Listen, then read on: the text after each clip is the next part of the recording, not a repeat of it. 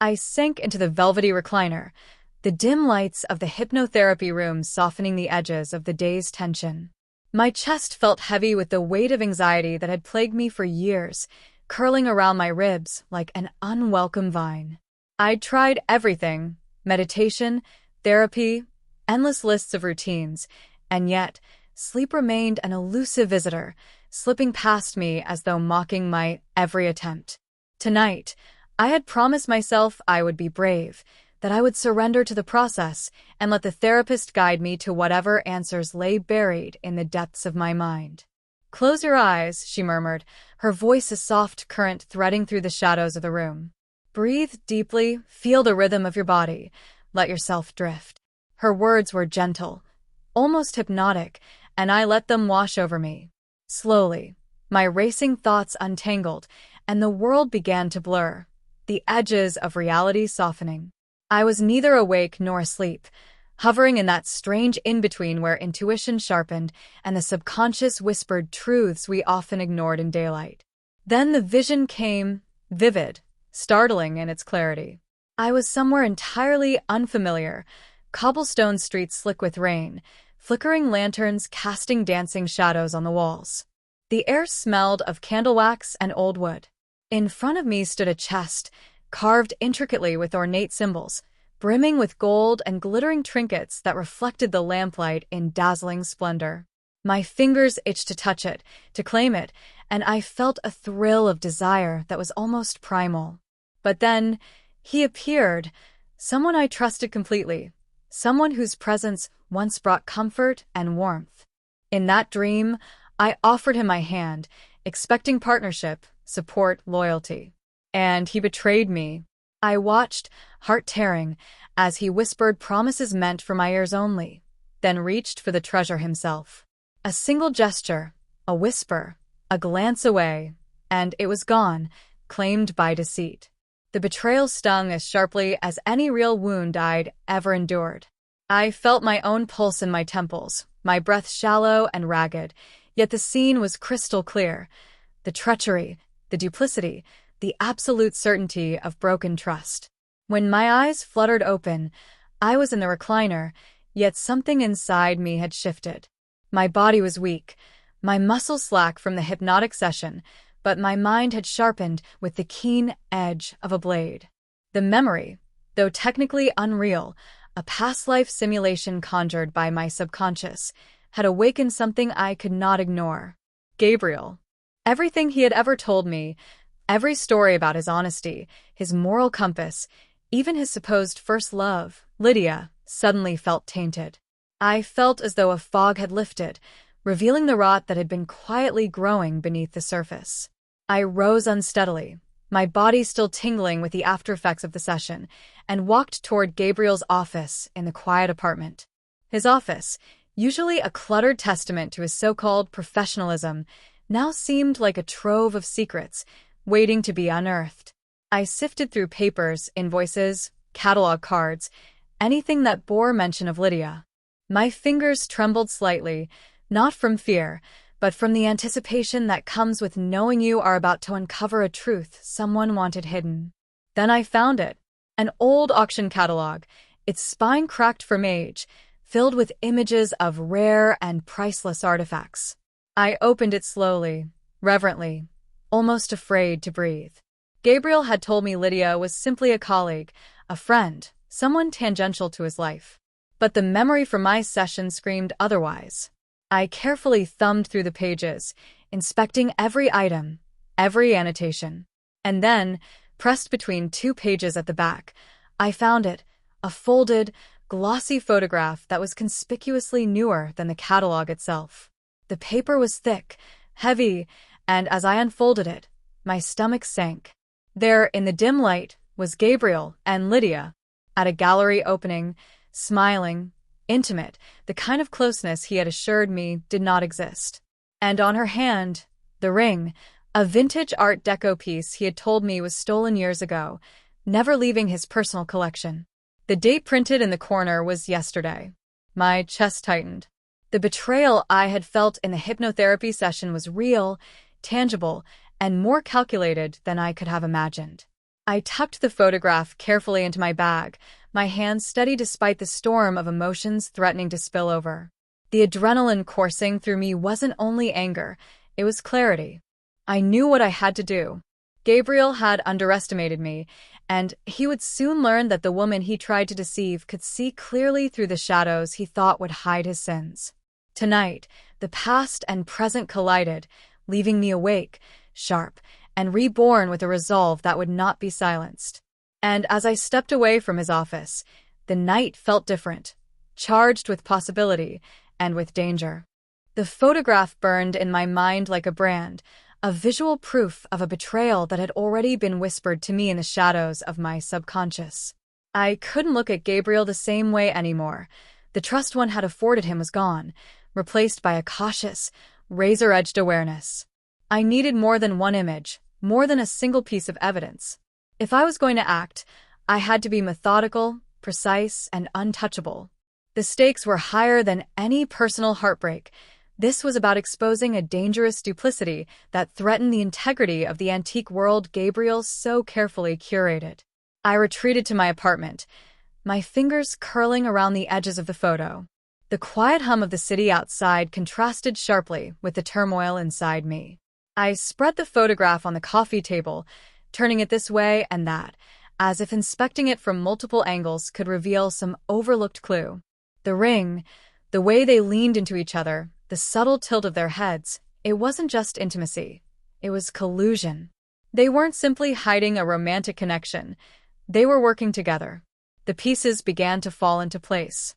That vintage ring, supposedly stolen and never recovered, had it been part of a scheme all along?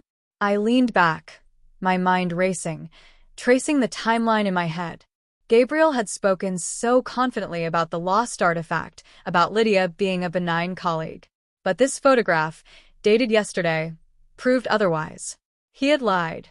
And more importantly, he had counted on me being oblivious. That assumption, my underestimation, was what fueled my resolve. I knew I needed help, someone with expertise and the reach to make this unravel safely. I thought immediately of Damon. My professional enemy, yes, but brilliant, ruthless, and unsentimental. He despised Gabriel's corner-cutting and ethically gray shortcuts in the trade. If anyone could help me dismantle Gabriel's carefully constructed facade, it was him. The tension in that alliance would be electric.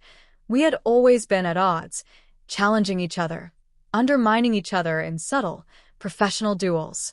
But the thought of combining forces, even temporarily, sent a thrill down my spine. It wasn't just strategy. There was a strange, simmering anticipation in the idea of working closely with someone who knew me, respected my mind, and dared to match my intensity. Before contacting Damon, I needed more tangible evidence. I returned to Gabriel's office the following day under the guise of organizing invoices for an upcoming appraisal. Every step was measured, every glance deliberate. I sifted through papers, catalog notes, and correspondence, looking for anything that tied him to Lydia, or worse, tied him to stolen artifacts. My pulse quickened as I stumbled across old receipts from European galleries, subtle annotations about valuations, shipping logs, and provenance certificates. There were patterns in his handwriting, codes in the margins that I instantly recognized from prior research. He had been careful, meticulous, and arrogant enough to assume I wouldn't notice. Then I found it, a small, folded letter tucked into a rarely used file cabinet. The paper crackled as I unfolded it, and my heart skipped a beat. It was addressed to Lydia, written in Gabriel's precise, looping hand, detailing arrangements for artifact transfers and upcoming gallery shows. One line made me freeze. Ensure Zoe doesn't find out. She's meticulous, but not paranoid enough yet. Series A depends on this remaining unseen. Zoe. My name. The casual dismissal of my intelligence, the assumption that I would remain ignorant, ignited a fierce, almost vindictive energy inside me. I tucked the letter and photograph into my messenger bag, careful to leave no trace behind. My movements were fluid, almost instinctual, like a predator marking its path before striking. This was bigger than a betrayal of the heart. It was a deliberate, criminal conspiracy hidden beneath the polished veneer of charm and professional reputation. And now I held the proof. By the time I stepped back into the cool afternoon, I felt a strange liberation. I had seen the lie, dissected the deception, and begun to chart a course toward retribution. Damon would be the hammer to my scalpel, precise and effective.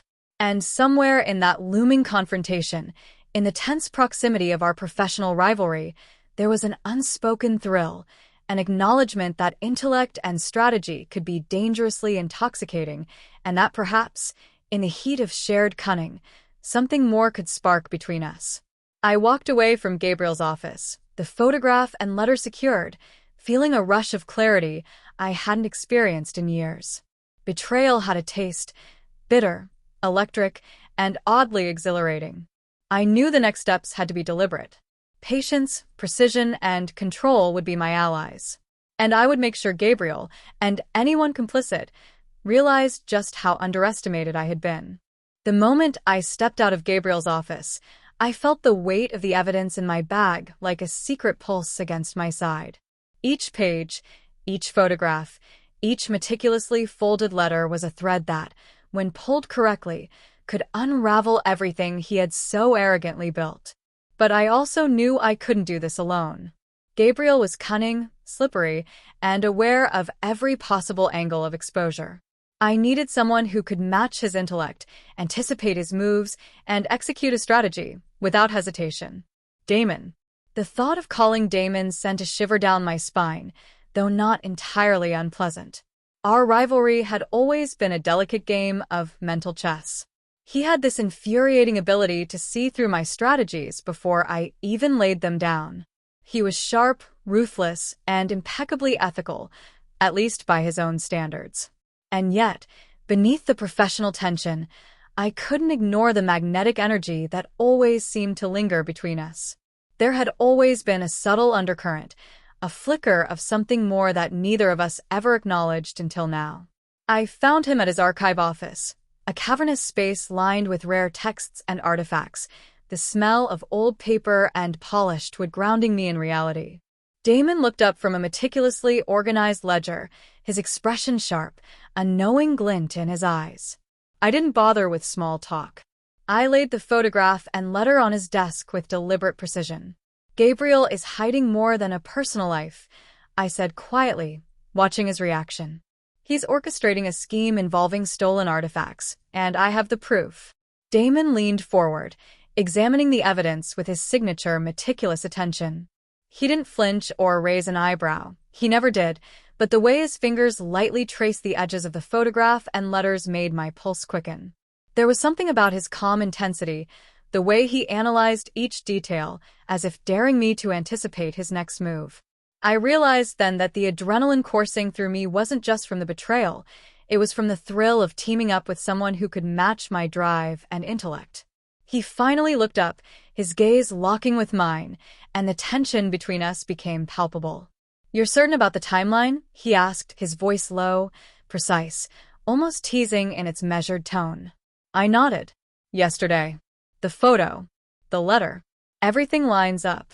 He leaned back, his eyes scanning my face, as if assessing not just the validity of my evidence, but the resolve behind it. "This could ruin him," he said slowly. Then, with a half-smile that made my stomach flutter, he added, "And yet, it's impressive how methodical you've been." There it was, the subtle acknowledgement, the tiny flicker of admiration that both unsettled and intrigued me. Damon had always respected intellect, precision, and control. And in that room, with the evidence between us and the stakes so high, I could feel the simmering undercurrent of something more forming, an electrifying connection forged not in casual attraction, but in shared purpose and mutual brilliance. We spent hours strategizing, mapping out Gabriel's schedule, anticipating his moves, and planning the public exposure. Every email, every artifact, every calculated risk had to be flawless. As we worked, our hands occasionally brushed over the documents, a fleeting touch that lingered just a moment too long. The tension was almost unbearable, and I realized I was acutely aware of his proximity, the subtle scent of his cologne, the way his gaze seemed to penetrate my thoughts. Damon and I were no strangers to intellectual sparring, but now there was a delicious, unspoken charge beneath every word, every calculated decision. By the end of the evening, we had a plan. Gabriel's duplicity would be exposed, his reputation dismantled, and his schemes brought into the open, all before he even realized we were in motion. I left Damon's office with a renewed sense of purpose and something more, a fluttering anticipation that wasn't just about the mission, but about the man beside me, whose brilliance and daring matched my own. As I walked to my car, I thought about the subtle shift in our dynamic. The professional alliance was strong, but the personal tension simmered just beneath the surface. I could almost feel the moment coming when the intellect and passion between us would ignite. And somewhere in the back of my mind, I smiled, anticipating the thrill of not just revenge, but the possibility of something far more intoxicating, an alliance that might transcend strategy, logic, and even the sharp sting of betrayal itself. The morning air felt unusually crisp as I returned to my apartment, carrying the weight of the evidence and the strategy Damon and I had crafted. Each step felt deliberate, as though the universe had given me a second chance, not just to reclaim what Gabriel had taken from me, but to assert control over my life and the betrayal I had endured. My mind was still buzzing with the calculated exchanges from the night before, and I could feel Damon's presence lingering in my thoughts, the memory of his steady, analytical gaze sending a strange thrill down my spine. I settled at my desk, laying out the photographs, auction catalog, and letters with careful precision. Every detail mattered. Every timestamp, every folded crease, every annotation could be the leverage we needed to dismantle Gabriel's web of lies. Damon's meticulous approach to information always fascinated me, and I found myself recalling the subtle ways he had brushed his fingers against mine as we pored over the evidence. A simple touch, almost imperceptible, yet it ignited a quiet heat that I couldn't ignore. I opened my laptop and began the first phase, exposing the smallest inconsistencies in Gabriel's story. His online statements about Lydia, his public claims about the provenance of his collections, the dates he gave for gallery visits, all of it could be challenged, carefully, strategically. I meticulously documented every anomaly, feeling a sense of satisfaction at how methodical and precise the process was. Revenge wasn't about rash actions, it was about brilliance executed without flaw. And I knew that with Damon by my side, we had the sharpest edge possible. A soft ping interrupted my focus, a message from Damon. Ready to see the first ripple? I smiled at the text, my fingers hovering over the keyboard. The thrill wasn't just in exposing Gabriel, it was in the way Damon and I had synchronized our minds, anticipating each step with uncanny precision. I sent a quick reply.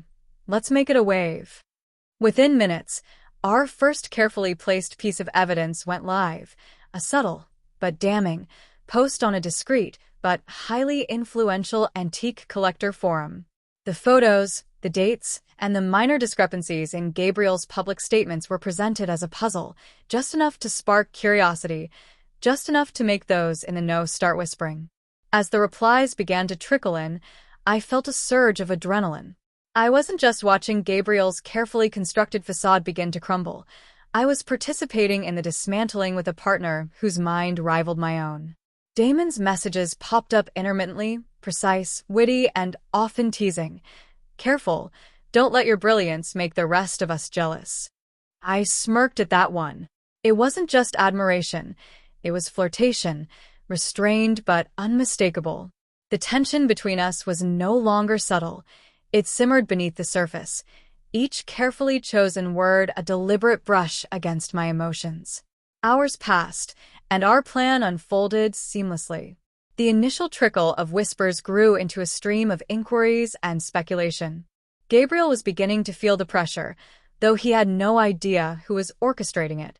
I could almost see him pacing, a distant worry in his eyes, the first cracks appearing in his polished exterior. And somewhere in that chaos, I was acutely aware of Damon's presence in my life, not physically but intimately, strategically, intellectually. Every thought he shared, every angle he suggested, made my pulse quicken in ways I hadn't anticipated. Late that evening, Damon called. Hearing his voice, calm and deliberate, yet carrying that familiar spark of challenge, sent a shiver down my spine. "The ripple is working," he said. "He's noticing, just enough to panic, but not enough to trace it back to us." I could hear the faint smile in his tone, and I found myself smiling too. "Perfect," I whispered, almost to myself. And then, before either of us could stop ourselves, the tension between strategy and desire cracked for just a moment. Damon leaned closer to the phone, his voice lower, intimate. "You're brilliant," he murmured. "I've always known it, but seeing you in motion, it's intoxicating." The words hung in the space between us, and despite the miles and the screens, I felt a magnetic pull. The thrill of the game, the precise execution, and the dangerous allure of Damon intertwined, creating something I hadn't expected, a heady mix of strategy, intellect, and undeniable chemistry. I leaned back in my chair, heart racing, knowing that the coming days would test not only our skills, but the tension that now smoldered between us. As I turned back to the documents, I knew one thing. Gabriel's world was about to unravel, and I would do it with Damon at my side. But more than that, I realized this mission had ignited a new, exhilarating possibility. Not just revenge, but the beginnings of a passionate, unrestrained connection that neither of us had dared to admit before. The days after our first strike were electric. Every ping of my phone, every alert from the antique forums, carried a thrill of danger and anticipation. Gabriel had begun to notice. He was no longer the untouchable, charismatic figure in the background of the trade shows.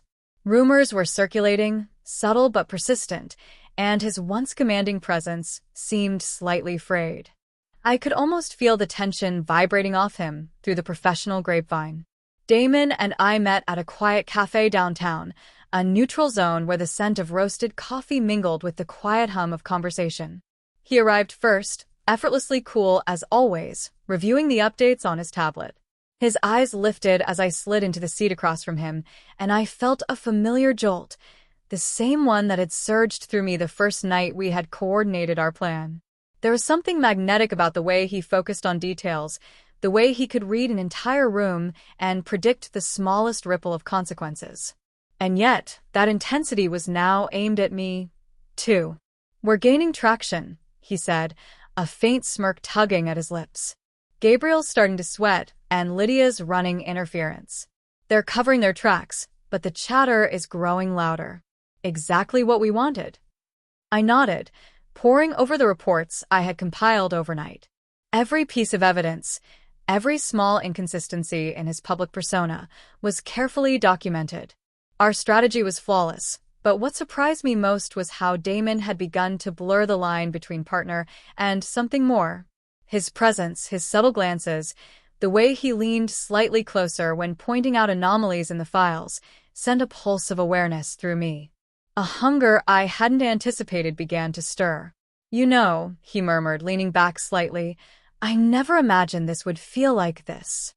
His tone was playful, almost teasing, yet there was a heat beneath the surface, a careful calibration of flotation that made my stomach twist in anticipation.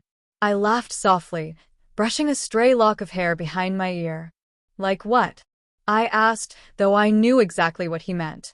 The shared adrenaline, the strategy, the secrecy, it was intoxicating. And now, there was a subtle undercurrent between us that neither of us could fully ignore. As we reviewed the latest documents, our hands brushed across the table. Just a fleeting touch, but it made my heart leap. Damon noticed. His smirk widened. "Careful," he said quietly, his voice a low rumble that made the fine hairs on my neck stand up. "We're a team, but there's still boundaries, sort of." I felt my pulse quicken. "Boundaries are flexible," I teased back, unable to hide the smile creeping onto my face. For the next hour, we worked in near silence, punctuated only by the occasional tap of keys or a whispered observation. And yet, the tension between us grew, the subtle flotation like an undercurrent beneath the meticulous precision of our planning. Damon's presence was magnetic, his energy, a combination of intellect, wit, and that underlying, restrained passion, made it impossible for me to focus solely on the task at hand. Finally, as the cafe began to empty, Damon leaned closer under the pretext of pointing something out on my notes. Our faces were inches apart, and I could feel the warmth of him, the faint scent of his cologne mixing with the rich aroma of coffee. "You know," he said softly, almost breathlessly, "I've been thinking about how brilliant you are, and how dangerous we are together." Before I could respond, his hand brushed mine. Not a calculated, professional touch, but lingering, deliberate. My heart thudded, my breath caught. He leaned in slightly more, and I didn't pull away. The world narrowed to that instant. The thrill of strategy, the danger of Gabriel's exposure, and the undeniable pull between us. Then, almost instinctively, our lips met. Not a tentative brush, but a hungry, deliberate kiss, a collision of months of tension, adrenaline, and unspoken desire.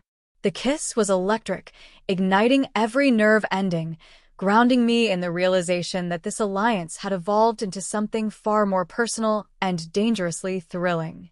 When we finally parted, our foreheads resting together, the air between us was charged.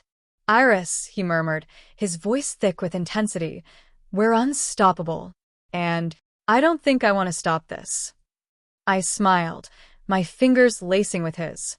"Neither do I whispered, feeling the combination of triumph and desire surge through me.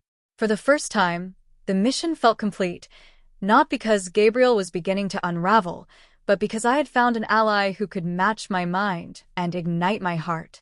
And I knew, without a doubt, that whatever came next, whether it was exposing Gabriel fully or navigating the dangerous chemistry between us, Damon and I were in this together, as partners in strategy and in passion. The following morning, the antique world was buzzing with whispers. Gabriel had walked into the first high-profile gallery event of the season and was met with a subtle, but unmistakable, shift in attention. Collectors who had once fawned over him avoided his gaze. Auctioneers whispered behind their hands.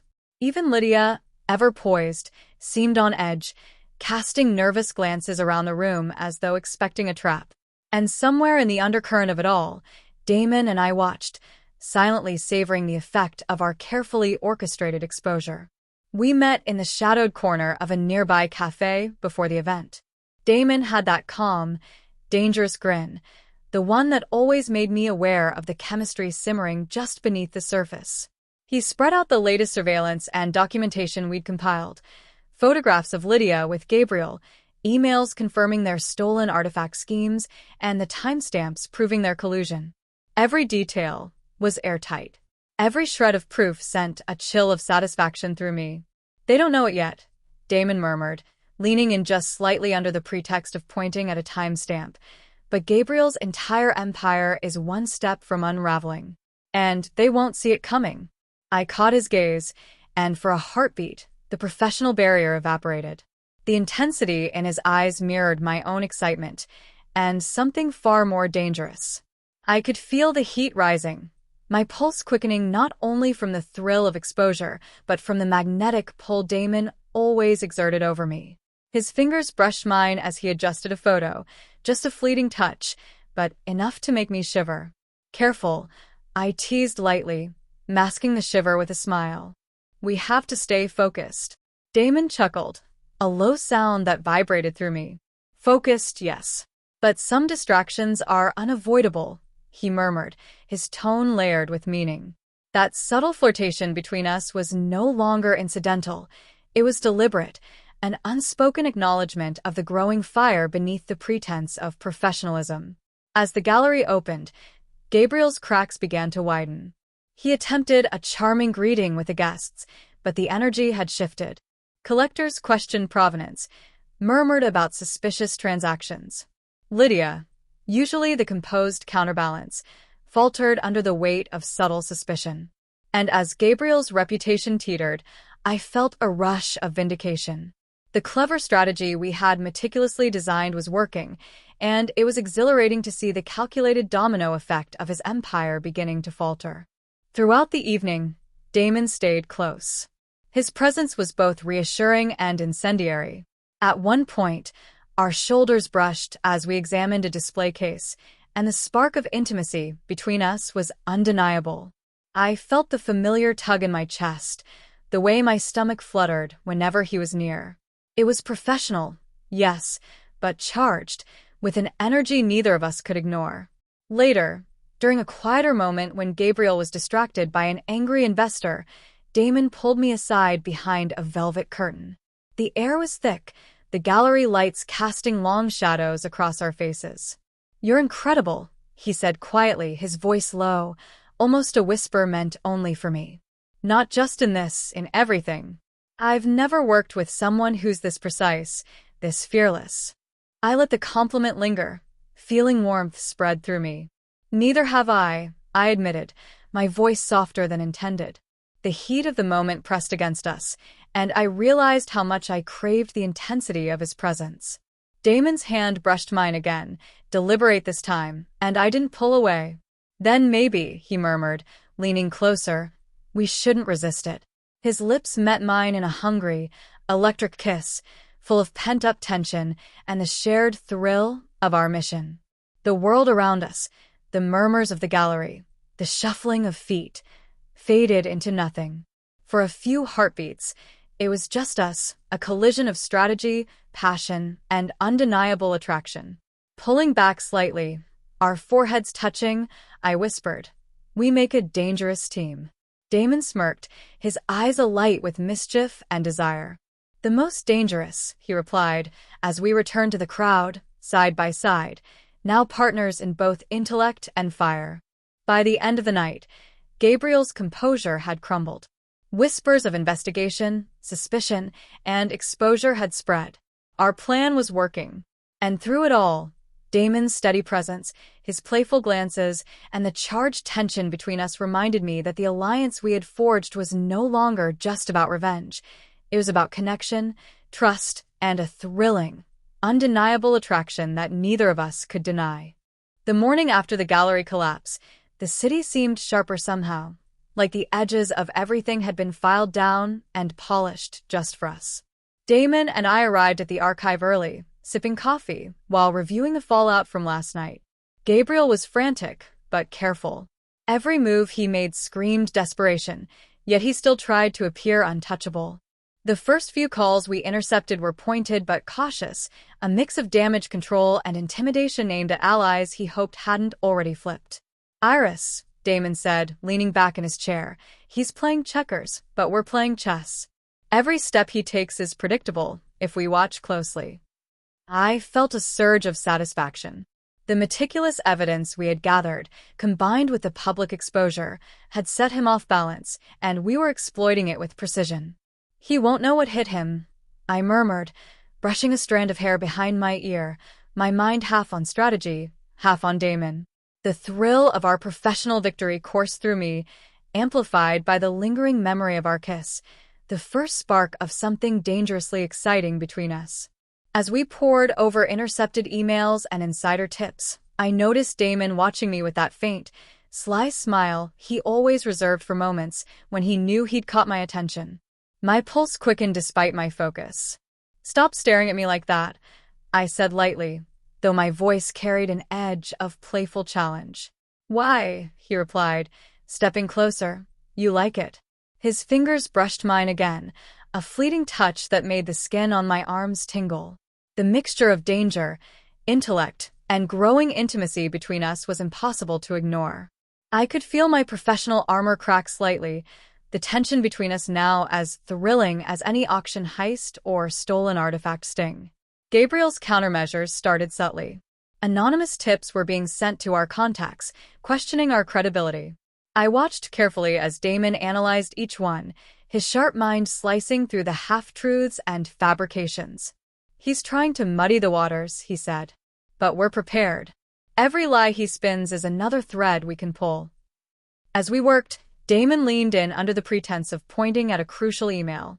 His proximity made it impossible not to notice the warmth radiating from him, the smell of his cologne mingling with the crisp scent of archival paper.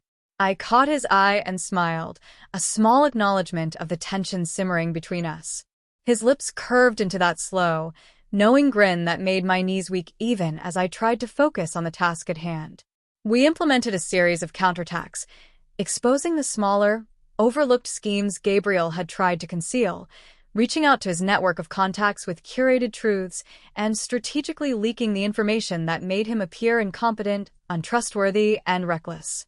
Every move we made, every document we published, made him squirm, and we could almost hear the desperate calculations running through his mind. During a brief pause, Damon's hand found mine again.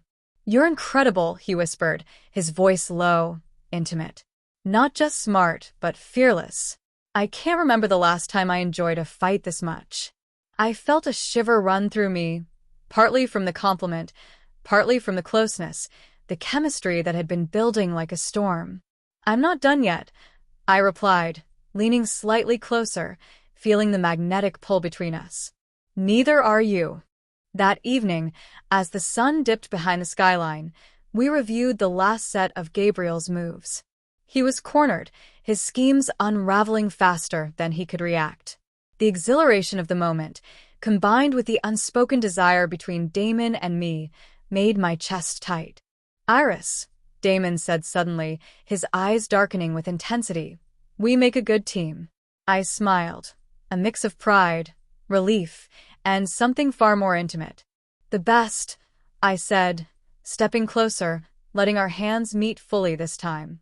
His fingers entwined with mine, and he pulled me slightly toward him. The air between us crackled. Without hesitation, Damon pressed his lips to mine in a fierce, hungry kiss. It was no longer tentative, no longer fleeting. It was a release of the tension that had been building for weeks, a merging of shared strategy, trust, and desire. My arms curled around his neck instinctively, and for a long moment, nothing existed except the kiss, the heat, the passion, the thrill of being with someone who matched me in every way. When we finally broke apart, breathless, our foreheads rested together, and I realized that the fire between us was as intense as the war we had just waged against Gabriel. The professional alliance had become something far more personal, something I didn't want to resist. "Ready for the final move?" Damon asked, a mischievous glint in his eyes. I nodded, smiling. "Let's finish him." The morning air was crisp, carrying the faint scent of rain from the night before. Damon and I arrived at the press conference early, our stack of documents, photos, and evidence arranged neatly. Gabriel had no idea what was coming. Every calculated move, every misstep he had taken, had brought us to this moment. I could feel the steady thrum of anticipation in my chest, the same pulse that had quickened every time Damon brushed against me these past weeks. "Are you ready?" Damon asked, his fingers brushing mine as he handed me the first folder. The touch was electric, sending a familiar shiver down my spine. I nodded, meeting his gaze, and saw in his eyes that same mixture of respect, admiration, and something far more intimate. "Together," I said, my voice steady but charged with excitement. The room filled quickly. Reporters shuffled papers, cameras clicked, and the soft hum of microphones being tested punctuated the tense silence.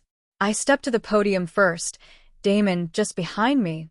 The room went quiet as I began, outlining the intricate network of stolen artifacts, the fraudulent dealings, and the deliberate cover-ups Gabriel had orchestrated alongside Lydia. The evidence was undeniable. Photos, emails, signed documents, even timestamps proving that Gabriel had lied to everyone, including me, about the Art Deco ring. I could feel Damon's presence at my back, steady and reassuring. His hand brushed mine again as he passed me the next folder, and the brief contact made my heart race. The room was silent except for the careful clicks of cameras and the scribbles of reporters' pens. Every head turned toward the evidence we presented, every reporter taking in the meticulous work Damon and I had done. Gabriel arrived late, his composure already cracking. The instant recognition in his eyes was priceless. He scanned the room, taking in the audience, the cameras, and the undeniable proof of his misconduct. I saw the color drain from his face. His professional mask was gone, leaving only the panic and shock of someone finally exposed. As I finished reading the final evidence aloud, Damon leaned toward me, his lips brushing my ear. "He doesn't stand a chance," he murmured. The warmth of his breath, combined with the adrenaline of the moment, made me flush.